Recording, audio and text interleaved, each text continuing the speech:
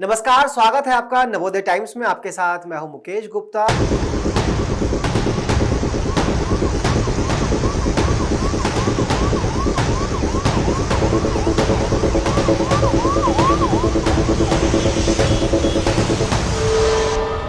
बीते दिन दिल्ली एनसीआर समेत कई ऐसे राज्य थे उत्तर भारत के जहां लगातार बारिश होती रही और इतनी ज्यादा बारिश हुई कि शहर शहर डूब गए।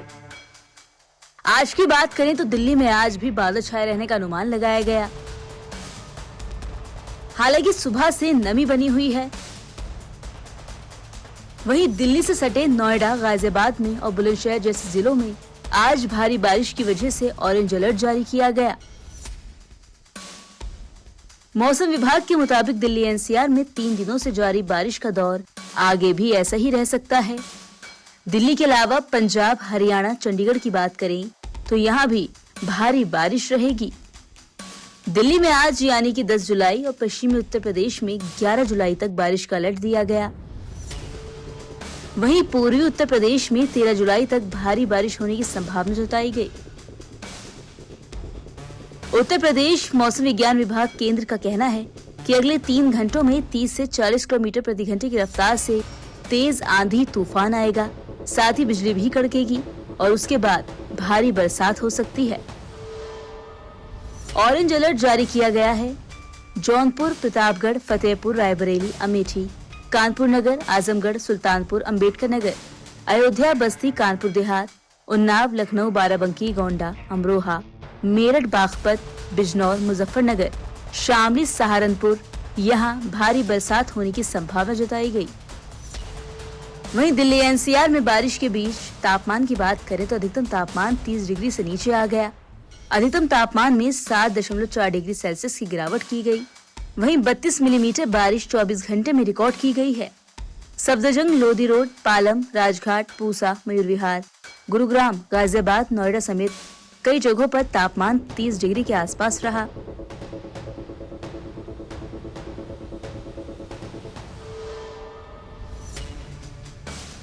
पहाड़ों की बात करें तो हिमाचल प्रदेश के सिरमौर, शिमला, सोलन, मंडी, कुल्लू और किन्नौर जिलों के संवेदनशील इलाकों में भूस्खलन की आशंका भी जताई गई।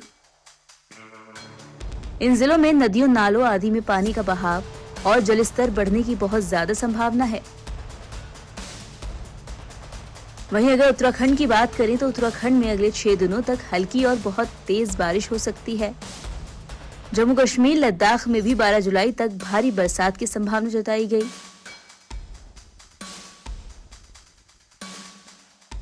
उत्तरकाशी, चमोली, पिथौरागढ़ से लेकर देहरादून, हल्द्वानी तक भारी बरसात का अलर्ट दिया गया।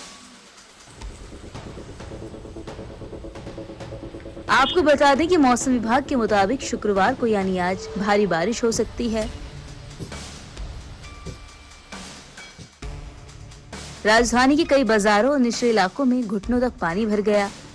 गाजीपुर, NH9, सदर बाजार, लक्ष्मीनगर, पटपड़गंज, सीलमपुर और संगम विहार समेत कई ऐसे इलाके हैं जहां लंबा ट्रैफिक जाम भी देखने को मिला। नवोदय टाइम्स पंजाब केसरी के लिए दिल्ली से मरियम अली की रिपोर्ट।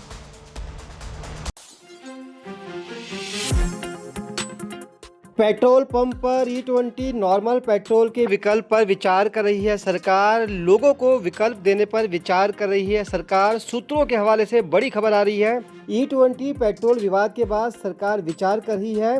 सरकारी सूत्रों का कहना है कि सभी हितधारकों से सुझाव लेगी सरकार। आपको बता दें कि इथेनॉल मिश्रित पेट्रोल को लेकर देश भर में बढ़ते विवाद और उपभोक्ताओं की शिकायतों के बाद केंद्र सरकार पेट्रोल पंपों पर बिना इथेनॉल वाले सामान्य पेट्रोल का विकल्प उपलब्ध कराने की संभावना पर गंभीरता से विचार कर रही है और इसके लिए तेल मार्केटिंग कंपनियों से भी उनके सुझाव लिए गए हैं। पेट्रोलियम मंत्रालय के अधिकारियों और सरकारी तेल वितरण कंपनियों के प्रतिनिधियों के अनुसार इस प्रस्ताव को लागू करने में सबसे बड़ी बाधा कीमत निर्धारण तय करने को लेकर आ सकती है। इस वक्त की बड़ी खबर आ रही है कि सरकार लोगों को E20 के अलावा नॉर्मल पेट्रोल देने के विकल्प पर भी विचार कर रही है। अगर मैं दिल्ली की बात करूं, केवल दिल्ली राज्य की बात करूं, उसमें मोदी जी की सरकार के कंट्रीब्यूशन की बात करूं, इररिस्पेक्टिव ऑफ कि दिल्ली में किस पॉलिटिकल पार्टी की सरकार थी, उसके बावजूद दिल्ली में सराय काले खां से मेरठ एक्सप्रेसवे का शिलान्यास मोदी जी करते हैं और उसका उद्घाटन मोदी जी करते हैं। मेरठ जाने में 3 घंटे, 2.5 घंटे, 4 घंटे लगा करते थे, आज 40 मिनट में सराय काले खां से मेरठ पहुंच जाते हैं बाय रोड। और अगर मैं रैपिड रेल मेट्रो की बात करूं तो भी 40 से 45 मिनट में मोदीपुरम टच करते हैं सराय काले खां से। दिल्ली वालों की बात करूं तो गाजीपुर से निजामुद्दीन आने में 1 घंटा 45 मिनट लगा करते थे, आज 10 मिनट में पहुंचते हैं। अभी हाल ही में प्रधानमंत्री जी ने दिल्ली देहरादून एक्सप्रेसवे का उद्घाटन किया है। आप देखिए, देहरादून जाने में 4.5-5 घंटे लगा करते थे, अब केवल 2.25-2.5 घंटे में अक्षरधाम से हम देहरादून तक पहुंचते हैं। हरिद्वार जाने की बात करूं तो उसी में एक सहारनपुर के पास से हम एक नया स्पर निकाल रहे हैं, जो कि दिल्ली से हरिद्वार का रास्ता केवल 2 घंटे का हो जाएगा। दिल्ली से हरिद्वार 2 घंटे हो जाएगा। 1 साल में हम दिल्ली देहरादून वाले रास्ते से ही एक साइड में हरिद्वार के लिए कट निकाल रहे हैं। उसकी रोड आधी से ज़्यादा बन चुकी है, 1 साल में वो भी हम देश को देंगे। हम एयरपोर्ट जाते हैं तो एक समय था जब धौला कुआं वाले चौराहे पर घंटों का जाम था, तो केंद्र की सरकार ने उस पर एक नया फ्लाईओवर देके उसको सिग्नल फ्री करके आज 5 मिनट में उस धौला कुआं के चौराहे से निकलते हैं। एम्स के पास वाले चौराहे की भी यही स्थिति थी, आज 5 मिनट में हम उस चौराहे को क्रॉस करते हैं।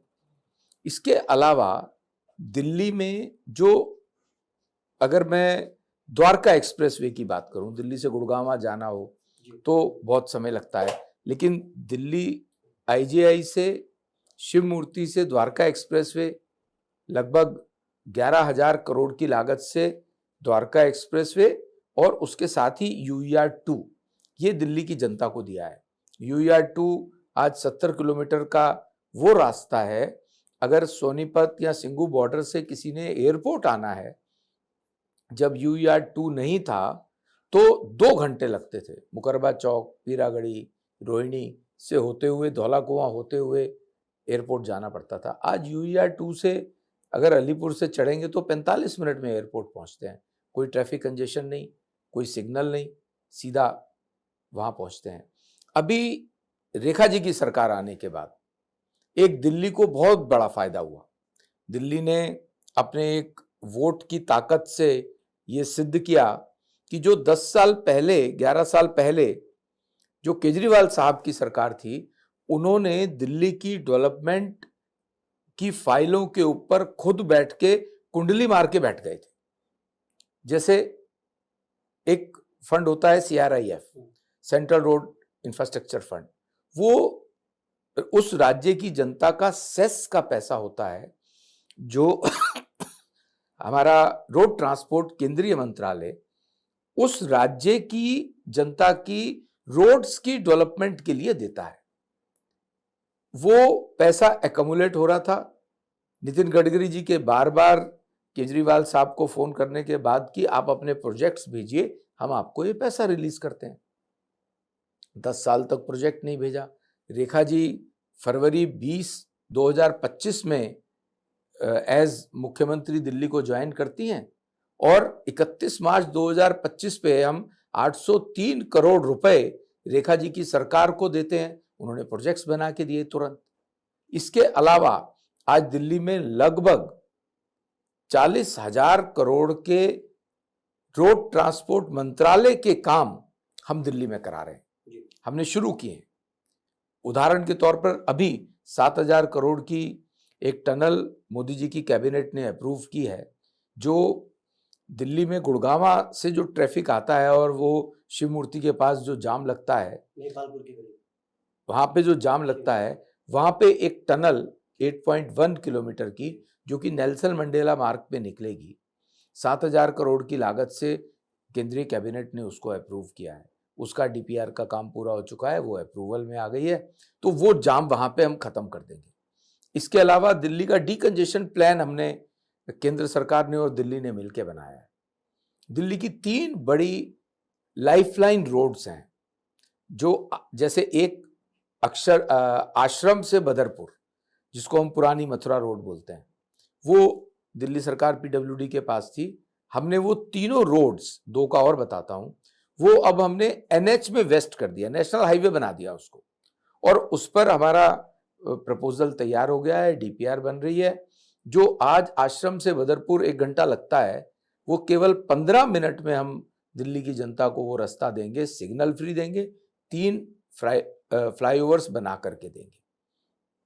सिमिलरली पंजाबी बाग से टीकरी बॉर्डर 1.25 घंटा 1.5 घंटा लगता है। पीरागढ़ी पर चौक है, पीरागढ़ी पर चौक रहता है, मुंडका पर भी दिक्कत है, हालांकि साथ में मेट्रो चल रही है, लेकिन वो भी हमने एनएच में वेस्ट किया है।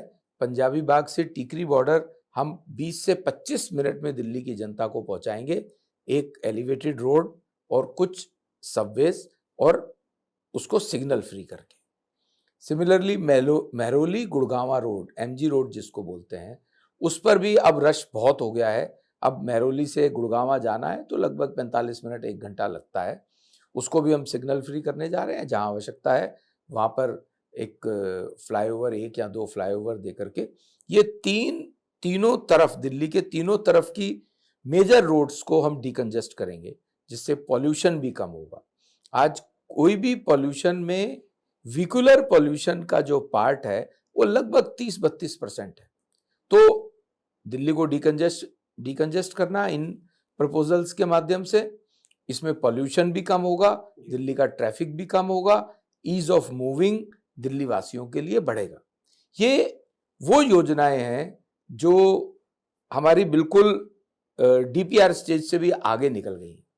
अब आपको एक मेजर दिल्ली मुंबई एक्सप्रेसवे, जो कि हम और 1.5 साल के अंदर पूरे देश की जनता को देंगे, और ये लगभग 1 लाख करोड़ का ये प्रोजेक्ट है जो हम पूरा करेंगे। जो अभी पुराने रास्ते से दिल्ली मुंबई जाएंगे तो 33 घंटे 34 घंटे लगते हैं, अब दिल्ली मुंबई एक्सप्रेसवे प्रारंभ होने के बाद, जो कि कोटा तक चालू हो गया है दिल्ली से, केवल 12 घंटे में हम दिल्ली से मुंबई जा पाएंगे। कितना पैसा बचता है, कितना टाइम बचता है। और ट्रांसपोर्ट गुड्स कैरियर्स जो हैं, उनके लिए 1 महीने में अगर 5 या 6 ट्रिप करते हैं तो वो 10 ट्रिप होते हैं। इकोनॉमी बढ़ती है, जो मैंने कहा कि देश की इकोनॉमी के हाईवेज हैं ये। उसके लिए भी हमने अभी दिल्ली मुंबई एक्सप्रेसवे सोना से प्रारंभ होता है, लेकिन अगले कुछ समय में जल्दी ही हम दिल्ली में यमुना क्रॉस करते हैं, मयूर विहार से डीएनडी क्रॉस करते हैं, तो वहाँ से हमने एक एलिवेटेड रोड दिया है जो फरीदाबाद बाईपास करते हुए फरीदाबाद के सोना तक जाकर के मिलेगा। और तब जो हमारे मयूर विहार और जमुना पार्क के लोग हैं, इस दिल्ली के लोग हैं, उनको दिल्ली मुंबई एक्सप्रेसवे, जो अभी अगर मयूर विहार से सोना जाना तो 2-2.5 घंटे लगेंगे, वो 40 मिनट में उस रूट से पहुंच पाएंगे। ये तो हमारा तैयार है, अगले 1 महीने से पहले हम दिल्ली की जनता को देंगे।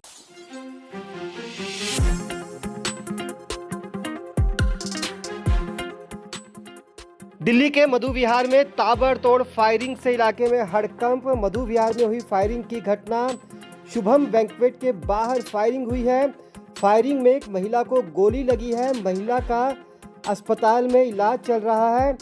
पुलिस ने मामला दर्ज कर लिया और आरोपियों की तलाश में जुटी है। आपको बता दें कि पूर्वी दिल्ली के मधु विहार इलाके के एक बैंक्वेट हॉल पर कब्जे को लेकर 2 पक्षों के बीच विवाद की खबर आ रही है। कहा जा रहा है कि विवाद में देखते ही देखते गोली चल गई। ये विवाद इतना बड़ा कि ये गोली एक महिला के पांव में लग गई। एक पक्ष ने 5 राउंड हवाई फायरिंग भी की। हालांकि पुलिस ने मामला दर्ज कर लिया और आरोपियों के खिलाफ जांच की जा रही है।